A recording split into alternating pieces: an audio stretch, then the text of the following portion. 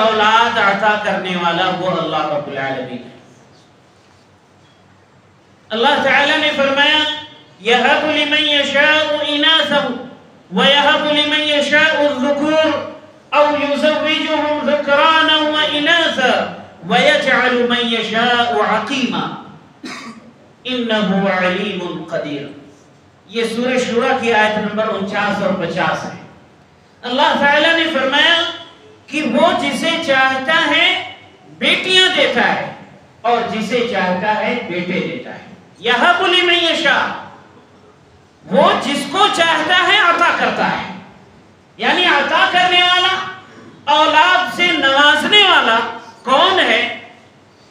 اللہ کے علاوہ کوئی اور نہیں ہے، کوئی پیر بزرگ نہیں ہے، کوئی نبی اور ولی نہیں ہے، اور ایسے ہی وہ ماں بھی اس میں کوئی اختیار نہیں رکھتی ہے۔ جس ماں کی بطن سے، اس کے رحم سے بیٹیوں کی پیدائش پر اس کے ساتھ دشمنیاں نبھائی جاتی ہیں، اس ماں کا بھی اس میں کوئی قصور نہیں ہے، ماں کا بھی اس میں کوئی اختیار نہیں ہے، وہ جسے چاہتا ہے نواز دیتا ہے۔ اللہ تعالیٰ نے سب سے پہلے اناثا، بچیوں کا تذکرہ کیا اہل عرب کے رویوں کی تردید میں، کہ جو اہل عرب بچیوں کی پیدائش پر اپنے لیے بے عزتی سمجھتے تھے، اپنی توہین سمجھتے تھے، وہ اپنے آپ کو کسی بھی آدمی کا سسر بنتے ہوئے نہیں دیکھنا چاہتے تھے، وہ اس میں عار اور شرم محسوس کرتے تھے کہ کوئی بھی شخص ان کا داماد بنے۔ اللہ رب العالمین نے اسی بات کا تذکرہ کرتے ہوئے فرمایا وَإِذَا بُشِّرَ أَحَدُهُمْ بِالْأُنثَىٰ ظَلَّ وَجْهُهُ مُسْوَدًّا وَهُوَ كَظِيمٌ، کہ جب انہیں خوشخبری دی جاتی ہے کہ تمہارے گھر میں ایک بچی نے جنم لیا ہے، ایک بچی کی پیدائش ہوئی ہے، ظَلَّ وَجْهُهُ مُسْوَدًّا، اس کا چہرہ کالا پڑ جاتا، وَهُوَ كَظِيمٌ، وہ دل ہی دل میں کڑھتا تھا، وہ گھٹتا تھا اور سوچتا اَيُمْسِكُهُ عَلَىٰ هُنْ يَتَوَارَىٰ مِنَ الْقَوْمِ مَا بُشِّرَ بِهِ، جو خوشخبری اسے دی گئی ہے اس کو سننے کے بعد وہ اپنی قوم والوں سے چھپتا چھپاتا پھرتا تھا، وہ اپنا چہرہ لوگوں کے سامنے دکھانا نہیں چاہتا تھا، لوگوں کے سامنے آتے ہوئے اسے شرم محسوس ہوتی تھی، اور پھر سوچتا اَيُمْسِكُهُ عَلَىٰ هُونٍ، کیا وہ بے عزتی اور توہین سمجھتے ہوئے، اپنی یہ بے عزتی محسوس کرتے ہوئے اس بچی کو اپنے گھر میں باقی رکھے؟ اور پھر سوچتا ام يدسه في التراب، اپنی شرف جتاتے ہوئے، اپنے آپ کو بڑپن دلاتے ہوئے، اپنے آپ کو بڑا سمجھتے ہوئے، اپنے آپ کو شریف سمجھتے ہوئے اس زندہ پیدا ہوئی اس بچی کو زندہ ہی لے جا کر دفن کر دیں۔ وہ بچی گھر میں ہے تو میری بے عزتی ہے، اس میں میری ذلت و رسوائی ہے، اور اگر میں اس بچی کو زندہ ہی دفن کر دیا تو اس میں میرے لیے شرف ہے، اس میں میرے لیے عزت ہے۔ کیسی سوچ تھی؟ اللہ تعالیٰ نے فرمایا اَلَا سَاءَ مَا يَحْكُمُونَ، کتنی گھٹیا اور کتنی بری سوچ ہے ان لوگوں کی، کتنا برا فیصلہ ہے ان لوگوں کا۔ تو اللہ تعالیٰ نے اس آیت میں سب سے پہلے بچیوں کا تذکرہ کیا، یَهَبُ لِمَن یَشَاءُ إِنَاثًا، وہ اللہ رب العالمین جس کو چاہتا ہے بچیوں سے نواز دیتا ہے، اس ماں کا اس میں کوئی قصور نہیں ہے۔ جس ماں نے کئی بچیوں کو جنم دیا ہے، اس ماں کے چاہنے یا نہ چاہنے سے کوئی بچی یا بچہ جنم نہیں لیتا ہے، بلکہ یہ تو اسی وقت طے کر لیا گیا تھا جب اس ماں کے رحم میں نطفہ گیا تھا کہ اس کو بیٹا ہونا ہے یا بیٹی ہونا ہے۔ اللہ رب العالمین نے فرشتوں کو بھیج کر یہ لکھوا دیا ہے، بچہ ہوگا یا بچی ہوگی، وہ نیک ہوگا یا برا ہوگا، جنتی ہوگا یا جہنمی ہوگا، یہ ساری چیزیں لکھ دی جاتی ہیں، ایک تو تقدیر میں لکھی ہوئی ہیں پہلے سے، اور جب بچے کی پرورش ماں کے پیٹ میں ہوتی ہے تب بھی اسے لکھ دیا جاتا ہے۔ اس اللہ رب العالمین نے جس کو چاہا بیٹیاں دیا۔ آگے فرمایا یَهَبُ لِمَن يَشَاءُ الذُّكُورَ، وہ جس کو چاہتا ہے بیٹوں سے نواز دیتا ہے، یعنی کسی کے چاہنے سے بیٹی اور بیٹا نہیں ملتا ہے۔ ایسے کتنے لوگ ہوں گے کہ جن کے پاس بیٹیاں ہوں گی، وہ چاہتے ہوں گے کہ ہمیں ہمارے گھر میں جو ولادت ہونے والی ہے وہ بیٹا ہو جائے، لیکن ان کی چاہت کے مطابق نہیں ہوتا، اللہ تعالیٰ انہیں ایک اور بیٹی دے دیتا ہے۔ اور کتنے لوگوں کو آپ جانتے ہوں گے کہ جن کے پاس صرف بیٹے بیٹے ہیں اور ان کی تمنا ہے کہ اے اللہ یہ جو بچہ پیدا ہونے والا ہے میرے گھر میں، اے اللہ تو اس کو بیٹی بنا کر پیدا کر۔ بیٹے تو بہت ہیں، ایک بیٹی سے بھی نواز دے، لیکن اس کی خواہش کے مطابق نہیں ہوتا، اس لیے کہ کسی کے چاہنے سے نہیں ہوتا۔ اللہ رب العالمین جس کو چاہتا ہے، جو چاہتا ہے نوازتا ہے۔ اور فرمایا او یزوجہم ذکرانا و اناثا، وہ اللہ رب العالمین جس کو چاہتا ہے دونوں سے دیتا ہے، بیٹیاں بھی دیا ہے اور بیٹے بھی دیا ہے۔ اور چوتھی بات فرمایا وَيَجْعَلُ مَن يَشَاءُ عَقِيمًا، جسے چاہتا ہے لا ولد کر دیتا ہے۔ وہ دنیا بھر کے مشہور ترین ڈاکٹروں اور حکیموں کا چکر کاٹنے کے باوجود ان کے یہاں کوئی بھی بیٹا اور بیٹی کی پیدائش نہیں ہوتی ہے، اس لیے کہ اللہ رب العالمین کی مرضی نہیں ہے۔ اور وہ چاہتا ہے تو ایک بانجھ والی عورت، ایک وہ عورت جس کو بڑے سے بڑے ڈاکٹر نے بھی بتلا دیا ہے کہ تمہارے یہاں کوئی اولاد نہیں ہوگی، اس کے یہاں بھی اللہ تعالیٰ اولاد عطا کر دیتا ہے، پیدائش ہوتی ہے۔ جانتے ہیں اس کی مثال زکریا علیہ السلام کی بیوی کے بارے میں قرآن مجید میں بھی واضح الفاظ میں موجود ہے۔ انہوں نے دعا کیا کہ اے میرے رب، اے میرے پروردگار، میں بوڑھا ہو گیا ہوں، بال میرے پک گئے ہیں، ہڈیاں میری کمزور ہو گئی ہیں، میں عمر کی زیادہ تر مراحل طے کر چکا، بڑھاپے کی عمر کو پہنچ گیا ہوں، اور اس پر مصیبت یہ ہے کہ اے میرے پروردگار میری بیوی بھی بانجھ ہے، لا ولد ہے۔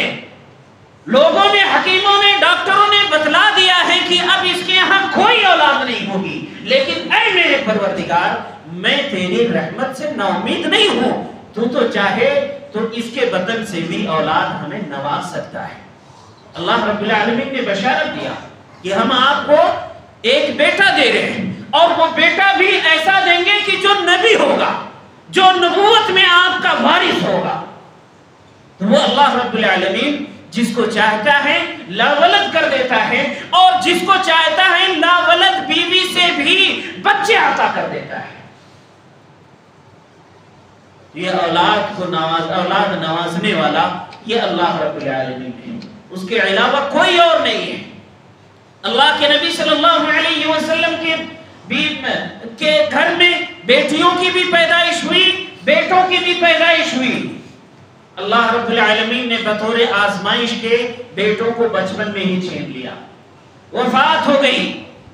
کیا اللہ کے نبی صلی اللہ علیہ وسلم کو وہ طعنے جو کفار و مشرکین کی طرف سے مل رہے تھے کہ یہ تو جڑ کٹا ہو گیا ہے، یہ تو لا ولد ہو گیا ہے، اب اس کی نبوت میں، اس کی دعوت و تبلیغ میں اس کی نسل سے کوئی وارث نہیں ہوگا، کیا انہیں یہ طعنے سنتے ہوئے اچھا لگ رہا تھا؟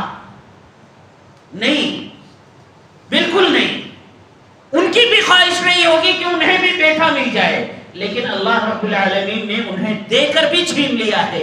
یہ شاید یہ اس امت کو، لوگوں کو یہ بتلانے کے لیے کہ میرے بندو تم ادھر ادھر کہاں بھٹک رہے ہو، یہ ذرا دیکھو، میں اپنے سب سے پیارے اور سب سے محبوب بندے کو بھی بیٹوں سے محروم کر دیتا ہوں۔ یہ تمہارے لیے اس میں عبرت اور نصیحت ہے کہ میں چاہتا ہوں تو بیٹے دیتا ہوں، اور چاہتا ہوں نہیں دیتا ہوں، اور چاہتا ہوں تو بیٹے بیٹیاں دے کر بھی چھین لیتا ہوں، یہ میرے اختیار میں ہے۔ اے اللہ کے بندو، تم کہاں بھٹک رہے ہو؟ تم آؤ مجھ سے سوال کرو، اس رب سے سوال کرو جس کے اختیار میں یہ ساری باتیں۔ پیارے ساتھیوں، یہ اولاد کی نعمت، یہ اصل میں بیٹا اور بیٹی ہونے میں یہ نہیں ہے. آپ پھر سے سمجھیے، یہ اولاد کی نعمت جو ہے، یہ نعمت ہونا اصل میں بیٹا اور بیٹی ہونے میں نہیں ہے.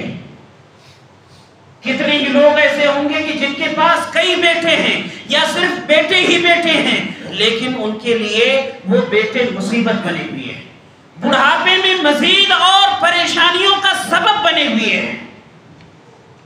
اور کتنے لوگ ہوں گے کہ جن کے پاس صرف بیٹیاں ہیں یا زیادہ تر بیٹیاں ہیں، لیکن وہ بیٹیاں بھی انہیں پرسکون زندگی نہیں دے پا رہی ہیں، وہ گھٹ گھٹ کر جی رہے ہیں. اس لیے کہ اصل نعمت بیٹا اور بیٹی ہونے میں نہیں ہے.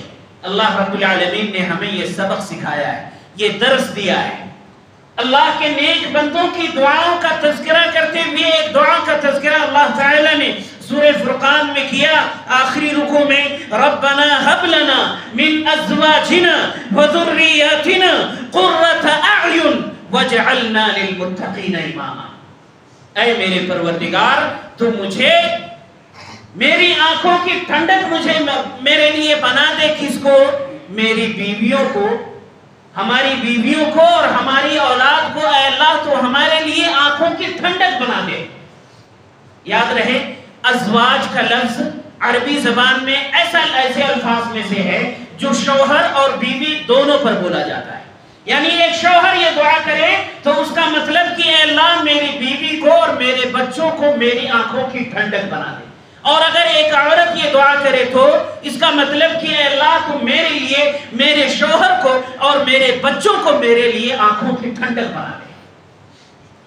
تو اصل میں اولاد کی نعمت یہ بیٹا اور بیٹی ہونے میں نہیں ہے، یہ نعمت اصل میں آپ کی آنکھوں کی ٹھنڈک ہونے میں. بیٹیاں ہی اگر آپ کے لیے پرسکون زندگی کا سبب بن جائیں، بیٹیاں ہی اگر آپ کی نیک ہو جائیں، بیٹیاں ہی اگر آپ کو جنت میں جانے کا سبب بن جائیں، تو یقیناً وہ بیٹی نعمت ہے.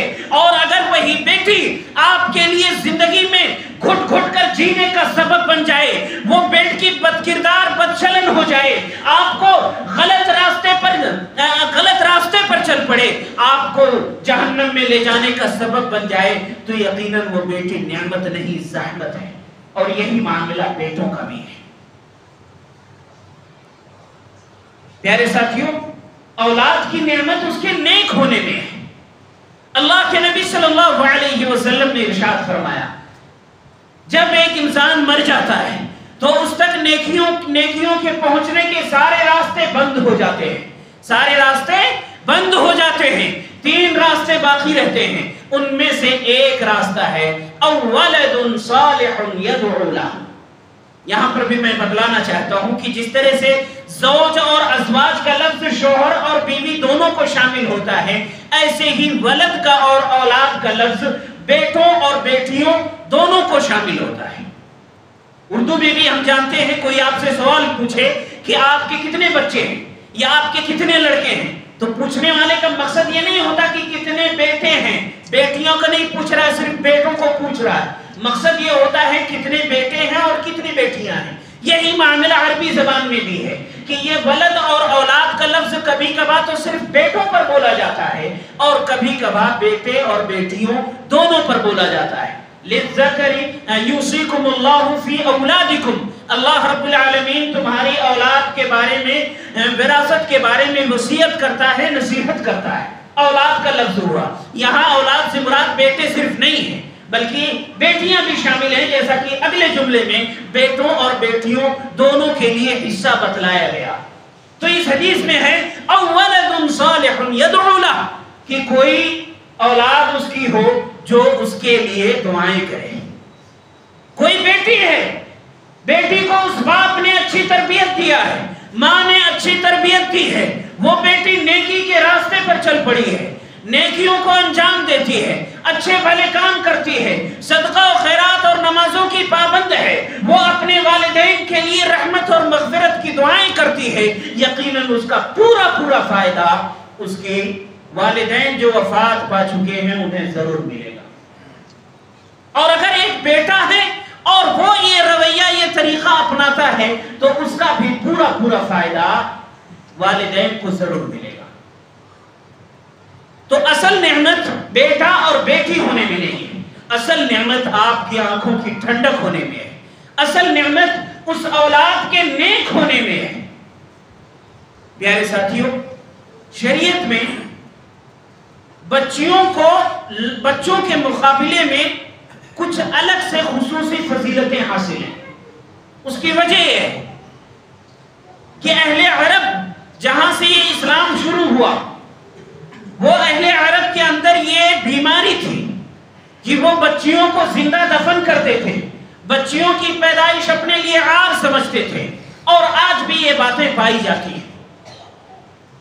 اس زمانے میں چونکہ جدید آلات اور مشینیں موجود نہیں تھیں، تو بچیوں کی پیدا ہونے کے وقت تک انہیں پتہ نہیں چلتا کہ یہ بیٹا ہے یا بیٹی ہے، تو وہ پیدا ہونے کے بعد وہ جرم کرتے کہ اسے زندہ دفن کرتے، یا اپنے لیے شرم محسوس کرتے، عار محسوس کرتے۔ اور آج اس ترقی یافتہ زمانے میں جدید آلات اور مشینوں کے ذریعے سے ماں کے پیٹ میں ہی جب وہ بچہ پل رہا ہوتا ہے تبھی یہ پتہ لگایا جاتا ہے کہ یہ لڑکا ہے یا لڑکی ہے۔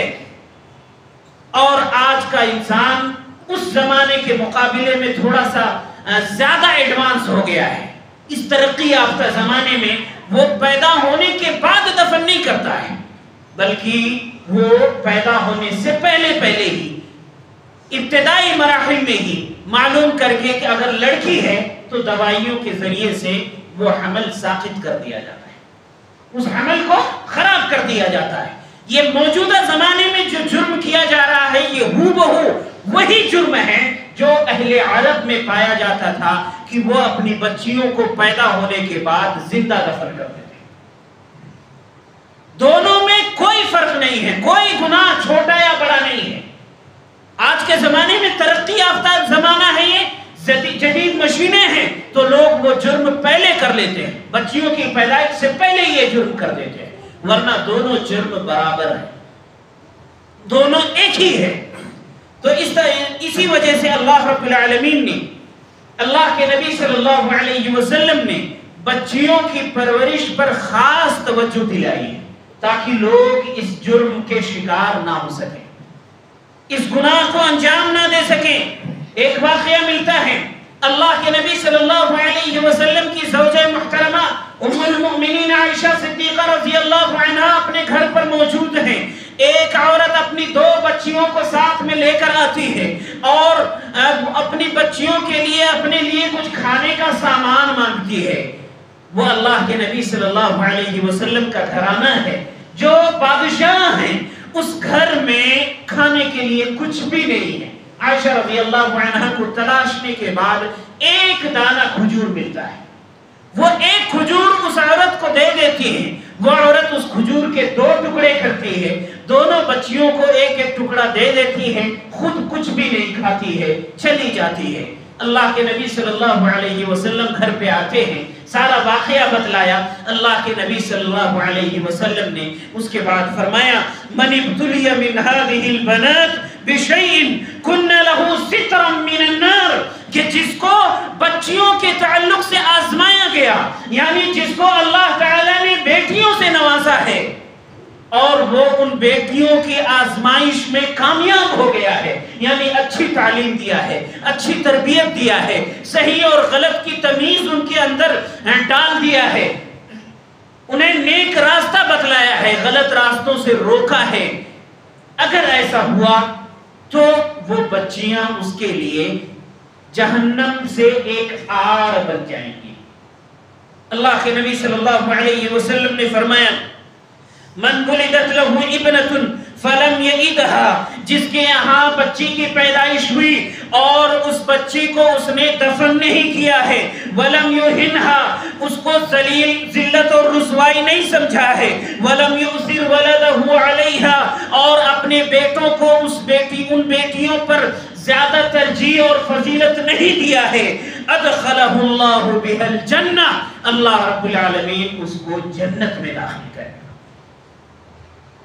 فرمایا اللہ کے نبی صلی اللہ علیہ وسلم نے، من عال جاریتین حتی تبلغا جاء یوم القیامت کہاتین، اللہ کے نبی صلی اللہ علیہ وسلم نے اپنی ان دونوں انگلیوں کو ایسے ملا کر اشارے کے ذریعے سے لوگوں کو سمجھایا کہ جو اپنی 2 بیٹیوں کی تربیت کیا ہے، اور دوسری روایت میں ہے کہ جس نے اپنی 2 بہنوں کی تربیت دیا، اچھی تعلیم دیا، ان کی شادی بیاہ کیے، بالغ ہو گئی، موقع ملنے پر انہیں شادی بیاہ کر دیا، اچھا رشتہ تلاش دیا ان کے لیے، تو کیا ہوگا؟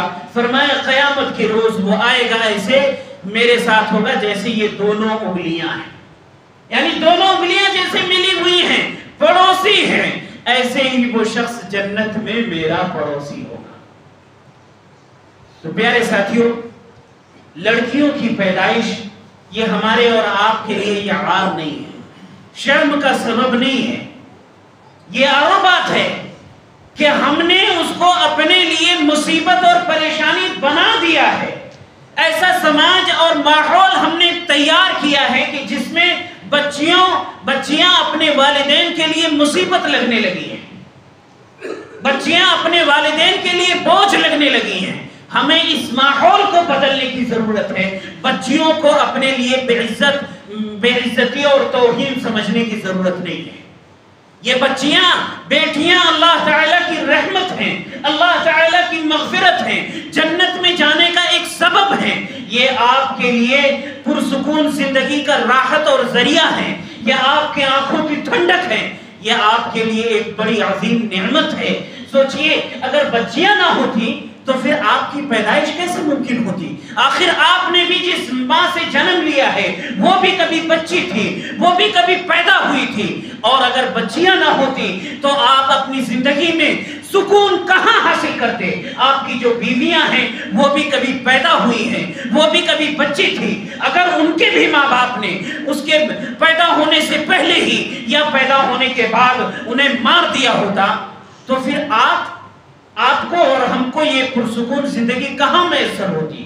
ہمیں پیدائش کس وطن سے ملتی؟ پیارے ساتھیوں، یقیناً یہ سماج بگڑا ہوا ہے، اس کو سدھارنے کی ضرورت ہے، بچیوں کو اپنے لیے عار اور شرم محسوس نہ کرے۔ اللہ رب العالمین ہم سبھی کو کتاب و سنت کا پابند بنائے، ہماری بیٹیوں اور بیٹوں کو سبھی کو ہمارے لیے ہماری آنکھوں کی ٹھنڈک بنا دے۔ ہمارے اولاد میں سے جو بھی غلط راستے پر چل پڑی ہوں، اے اللہ ان سب کو سیدھے راستے پر چلا دے۔ ہم میں سے جس کی بھی اولاد بگڑی ہوئی ہو، اے اللہ ان کی اصلاح فرما دے۔ اے اللہ سماج میں جو موجود بگاڑ ہے اسے تو دور فرما دے اور اس کو اصلاح کر دے ان باتوں سے جو قرآن اور حدیث کے موافق ہوں۔ اے اللہ ہم سب کو نیک اولاد عطا فرما، جو بے اولاد ہوں انہیں نیک اولاد عطا فرما۔ اے اللہ تو ہی یقیناً بیٹوں اور بیٹیوں سے نوازنے والا ہے، ہم سب کو اولاد سے نواز دے۔ ربنا تقبل منا انك انت السميع العليم وتب علينا انك انت التواب الرحيم۔